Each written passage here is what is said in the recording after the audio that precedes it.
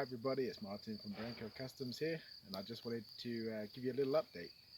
So there's a new knife that I've just finished making, which is one of these. I'll bring it in so you can have a closer look and tell you a little bit about it. So this here is a D2 Toolsteel all-in-one fixed blade knife. So as you can see, it's got the rock pattern texturing on it and a nice hollow ground blade. It's a slightly larger version of another knife that I know you guys have seen previously. So we've basically now got a slightly shorter one and a larger version of the same thing. Now these knives have been really popular. I've been offering them both with kydex sheaths and with leather sheaths, and again just to show you an example of each of those. This is a sheath here that goes with this smaller knife, slides in there with a popper to hold it in, and then the bigger brother has on this occasion got a kydex sheath where again that just slides in there.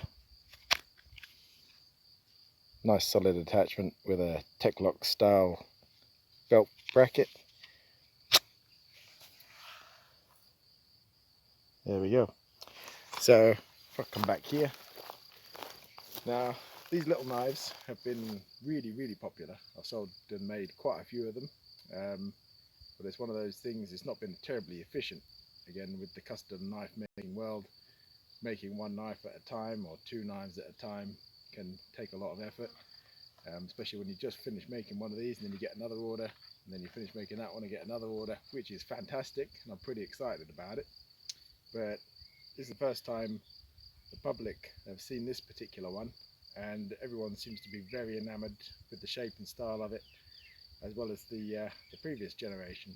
So chances are I'm going to be making a batch of these sometime in the next month or two. So if anybody's interested, drop me a message and we can see what specification you'd like. Thanks for watching.